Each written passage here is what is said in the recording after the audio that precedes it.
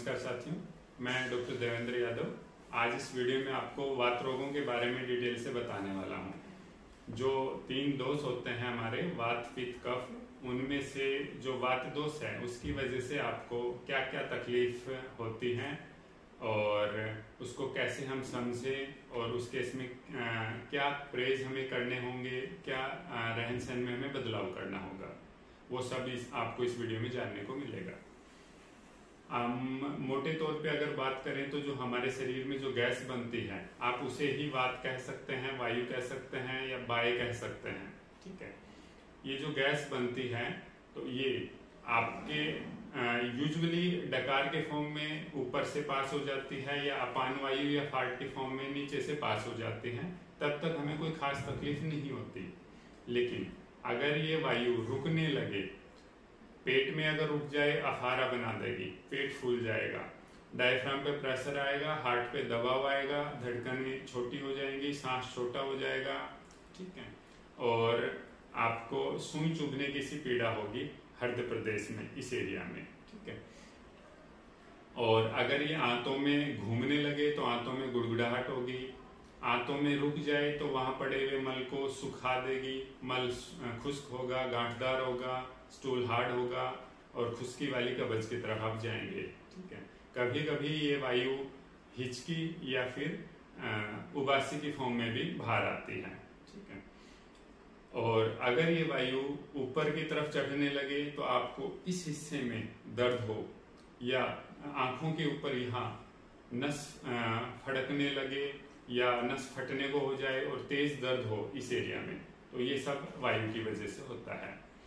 और अगर ये वायु नसों में रुकने लगे तो आपको सर्वाइकल जैसी तकलीफ या सर्वाइकल भी वात रोगों में आता है, बोल सकते हैं।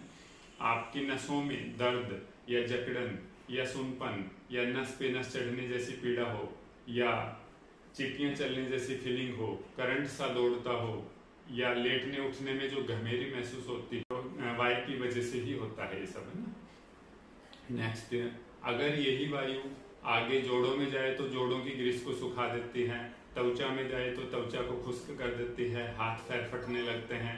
ठीक है, और हड्डियों में अगर ये वायु चली जाए तो हड्डी के किनारे तक बढ़ा देती है, इतनी खतरनाक होती है वायु। और अगर आपके पेट के ऊपर जो एक पेरिटोनियम लेयर होती है, पेरिटोनियम में वायु बनने लगे तो फिर आपको हर्निया हो सकता है, गदूद बढ़ सकते हैं।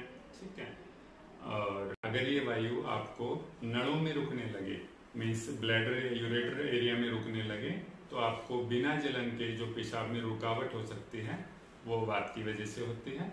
आपके नड़ों में एक तेज दर्द हो सकता है। तो इस तरह से ये वायु आपको तकलीफ देती है। ये सिंपल एक गैस ही है जो आपके पेट और आंतों की बजाय आपकी अंदरूनी धातुओं में अगर चली जाए तो आपको इस तरह से तकलीफ देती है। ठीक है, अब अगर किसी को वात बनती हो, वायु बनती हो या गैस बनती हो तो उस केस में उनको परहेज क्या करने चाहिए। ठीक है, आयुर्वेद में परहेज को निदान परिवर्जन बोलते हैं। निदान परिवर्जन को आधा इलाज कहा गया है, अर्ध चिकित्सा। मतलब आधा ठीक तो आप परहेज करने से ही हो जाओगे, आधे के लिए आपको किसी अच्छे आयुर्वेदिक डॉक्टर से अपना इलाज करवाना चाहिए। ठीक है, तो जो परहेज वाला हिस्सा है वो मैं इस वीडियो में आपको बता रहा हूँ। जैसे खान पान में अगर हम बात करें तो चना, राजमा, छोले, मटर, चावल, आलू, अरबी, दही, कोई बासी चीज, कोई फुलावट वाली चीज, ब्रेड, ढोकला, पाव, इस तरह की चीजें ये वायकर होती है, वायु बनाती हैं। ठीक है, तो इस तरह की चीजें हमें छोड़ना होगा, अदरवाइज आपकी वायु बनती रहेगी, आप परेशान रहेंगे।